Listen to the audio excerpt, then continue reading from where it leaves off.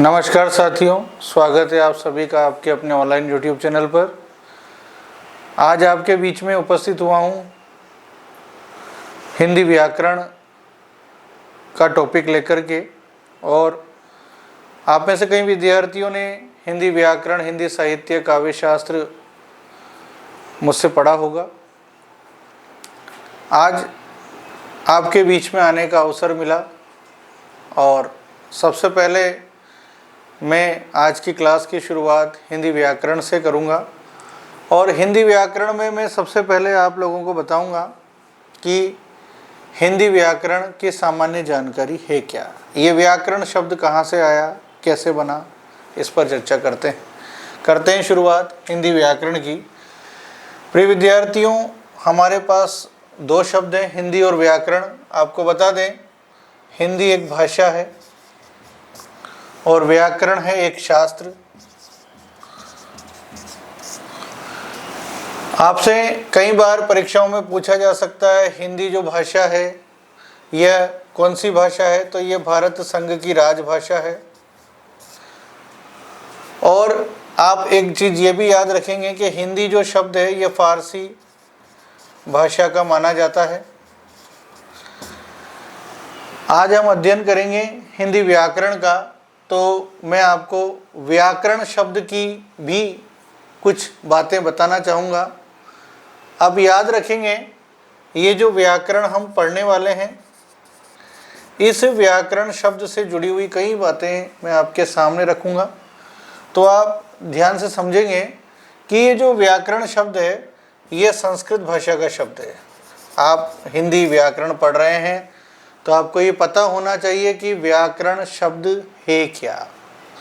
तो आपको बता दें, व्याकरण एक संस्कृत भाषा का शब्द है।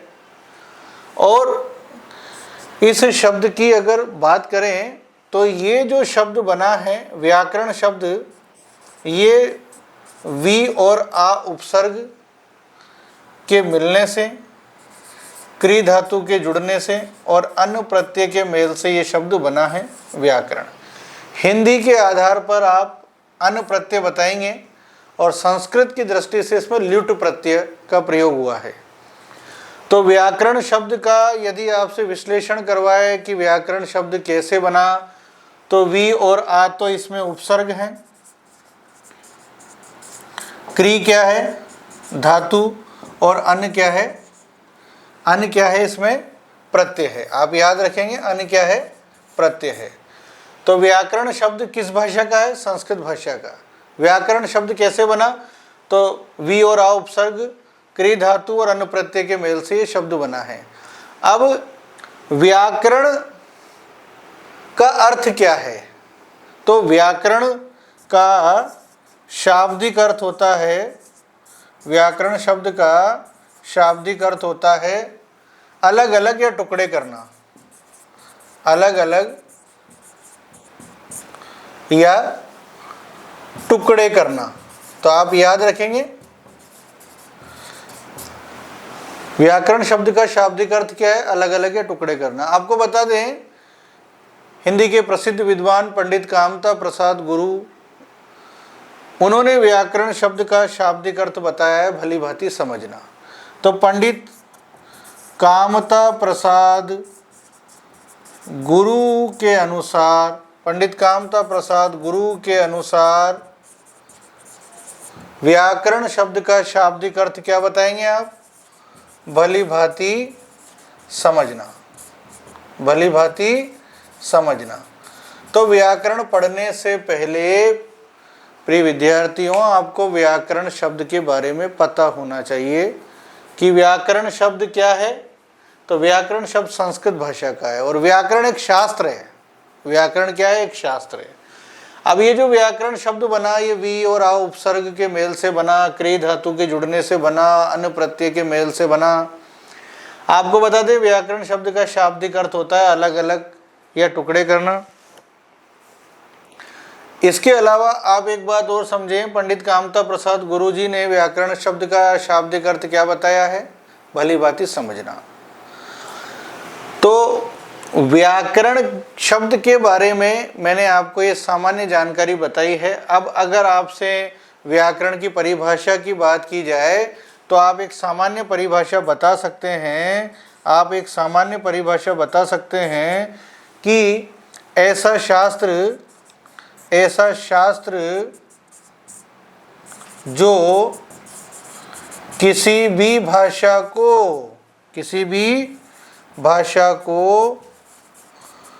शुद्ध रूप से लिखना, पढ़ना व बोलना सिखाता है। लिखना, पढ़ना व बोलना सिखाता है। क्या कहलाता है? व्याकरण शास्त्र कहलाता है। क्या कहलाता है? व्याकरण शास्त्र कहलाता है। तो व्याकरण शास्त्र किसे कहेंगे? ऐसा शास्त्र जो किसी भी भाषा को शुद्ध रूप से लिखना, पढ़ना व बोलना सिखाता है। अब जब तक आपको व्याकरण का ज्ञान नहीं होगा तो आप किसी भी शब्द को शुद्ध रूप से लिख नहीं सकते, पढ़ नहीं सकते और बोल नहीं सकते। तो हम व्याकरण का अध्ययन क्यों करते हैं? हम इसीलिए करते हैं ताकि शब्दों को शुद्ध रूप से लिखा जा सके, बोला जा सके, पढ़ा जा सके। तो ये कब संभव होगा? जब आपको व्याकरण का ज्ञान होगा। अब व्याकरण का ये एक सामान्य परिचय है। यूँ तो व्याकरण अपने आप में बहुत विस्तार से है। ये मैंने आपको केवल बेसिक जानकारी बताई है केवल व्याकरण शब्द के बारे में। अब व्याकरण शब्द से जुड़ी हुई कुछ और बातें मैं आपको बता देता हूँ, तो मैं मिटा देता हूँ। आपने अच्छे से समझ लिया होगा। आप चाहें तो इसका स्क्रीनशॉट ले सकते हैं और बाद में इसको पढ़ सकते हैं। आगे मैं व्याकरण के बारे में कुछ और बेसिक सी बातें आपको बताने वाला हूँ कि व्याकरण है क्या, क्योंकि हम पढ़ रहे हैं व्याकरण। अब जब हम व्याकरण पढ़ रहे हैं तो सबसे पहले व्याकरण शब्द को भी तो जाने। तो व्याकरण शब्द के बारे में हम समझ रहे हैं। सबसे पहले तो व्याकरण शब्द के बारे में। अब आपसे पूछे कि व्याकरण जो शब्द है ये किस भाषा का शब्द है, तो आप बताएंगे संस्कृत भाषा का। आपसे अगर सामान्य प्रश्न किया जाए कि व्याकरण क्या है, तो व्याकरण एक शास्त्र है। क्या है? व्याकरण एक शास्त्र है। और उत्पत्ति के आधार पर ये किस प्रकार का शब्द होगा? अब उत्पत्ति के आधार पर शब्द 4 प्रकार के हैं, तत्सम, तद्भव, देशज, विदेशज। तो उत्पत्ति के आधार पर इस शब्द को क्या मानेंगे आप? तो उत्पत्ति के आधार पर ये तत्सम शब्द होगा। कौन सा शब्द होगा? तत्सम। इसके अलावा व्युत्पत्ति के आधार पर आपसे पूछे, व्युत्पत्ति के आधार पर यह शब्द किस प्रकार का होगा? तो व्युत्पत्ति के आधार पर शब्द कितने प्रकार के होते हैं? रूढ़, यौगिक, योग रूढ़। तो ये व्युत्पत्ति के आधार पर जो है ये यौगिक शब्द है।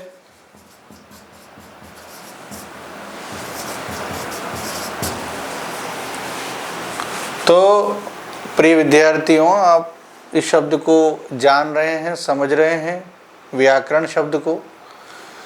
अब व्याकरण शब्द जो है वो अगर लिंग के आधार पर देखें तो ये पुल्लिंग शब्द है। कौन सा? व्याकरण शब्द क्या है? पुल्लिंग। पुल्लिंग शब्द है। ठीक है। और व्याकरण में कितने उपसर्ग हैं? इस शब्द में कौन कौन से उपसर्ग लगे हुए हैं? तो वी और आ उपसर्ग है इसमें। इस शब्द में कौन सी धातु है? व्याकरण शब्द में धातु कौन सी है? क्री धातु है। प्रत्यय कौन सा है इस शब्द में? अन्न प्रत्यय है। अब आप किसी भी परीक्षा की तैयारी कर रहे हैं, जब आपसे पूछा जाए कि व्याकरण शब्द में कौन सा प्रत्यय है, कौन सी धातु है, तो आपको याद होना चाहिए, क्योंकि वर्तमान में इसी प्रकार के प्रश्न देखने को मिलते हैं। जो भी पढ़ें अच्छा पढ़ें। अगर प्रश्न व्युत्पत्ति के आधार पर आता है तो आप इसको यौगिक शब्द कहेंगे कि व्युत्पत्ति के आधार पर व्याकरण शब्द किस प्रकार का है, तो यौगिक। उत्पत्ति के आधार पर बताइए तो तत्सम, क्योंकि संस्कृत का है तो तत्सम ही तो होगा ना। और लिंग कौन सा है व्याकरण शब्द में, कौन सा लिंग है, तो भाई पुल्लिंग है। अब पुरलिंग कोई शब्द नहीं होता, पुल्लिंग शब्द होता है, बोलते पुरलिंग है, जबकि पुरलिंग कोई शब्द ही नहीं है।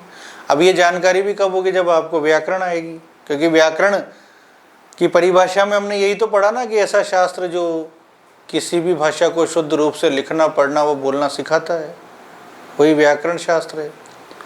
जब व्याकरण अच्छे से समझने लगेंगे तो आप हर शब्द को समझने लगेंगे।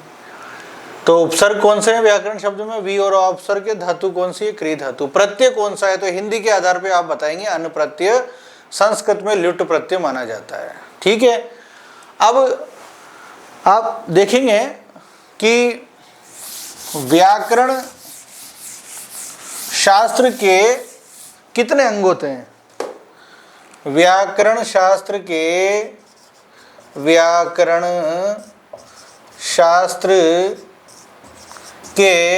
अंग पूछे या अवयव लिखा आ जाए या परीक्षा में आ जाए विभाग, तो कंफ्यूज नहीं होना, सब एक ही है। तो व्याकरण शास्त्र के 3 अंग होते हैं। कौन कौन से होते हैं भाई, पहला है वर्ण विचार, दूसरा शब्द विचार और तीसरा वाक्य विचार। तो व्याकरण शास्त्र के कितने अंग होते हैं, 3 अंग होते हैं। पहला वर्ण विचार, दूसरा शब्द विचार और तीसरा वाक्य विचार। वर्ण विचार में किसका अध्ययन किया जाएगा, वर्ण का। पूरी वर्णमाला देखेंगे कि हिंदी वर्णमाला में कुल कितने वर्ण हैं। अब वर्तमान में 53 वर्ण माने जाते हैं, पहले 52 पढ़ते थे, अब 53वां वर्ण भी जुड़ चुका विशिष्ट व्यंजन के नाम से। तो वर्णमाला में अब वर्तमान में 53 वर्ण पढ़ेंगे, वो आपको मैं विस्तार के साथ पढ़ाऊंगा जब वर्ण विचार पढ़ाऊंगा। शब्द विचार में हम शब्दों का अध्ययन करेंगे, शब्दों के अलग अलग आधार पर उनका अध्ययन करेंगे, उत्पत्ति के आधार पर, व्युत्पत्ति के आधार पर, तो अलग अलग आधारों पर इनका अध्ययन किया जाएगा। वाक्य विचार में वाक्य का अध्ययन करेंगे, वाक्य किसे कहेंगे, वाक्य के कितने अंग होते हैं, और वाक्य में हम ये भी देखेंगे कि वाक्य के कितने कितने भेद है रचना के आधार पर या क्रिया के आधार पर। तो ये तो बात की बात है, पर अभी आप ये देखेंगे कि व्याकरण शास्त्र के अंग 3 है, वर्ण विचार, शब्द विचार, वाक्य विचार। तो ये मैंने आपको बेसिक केवल व्याकरण शास्त्र से जुड़ी हुई बातें बताई और व्याकरण शास्त्र के बताए अंग। अब मैं आपको अगली क्लास में इन अंगों में से पहला अंग यानी वर्ण विचार पढ़ाने वाला हूँ।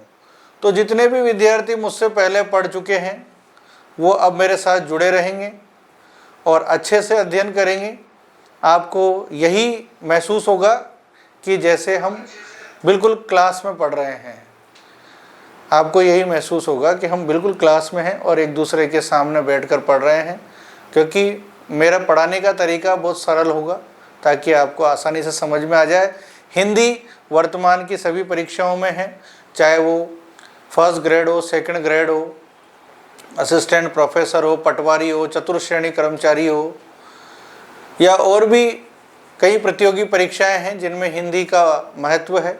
तो आप व्याकरण को अच्छे से समझेंगे ताकि सभी परीक्षाओं में आपको हिंदी व्याकरण के प्रश्न सही करने में आसानी हो, क्योंकि हिंदी व्याकरण कठिन नहीं है। एक बार पढ़ेंगे हमेशा आपका हिंदी व्याकरण मजबूत हो जाएगा ताकि आपके हिंदी में अच्छे नंबर आएंगे। मिलते हैं अगले वीडियो में वर्ण विचार के साथ।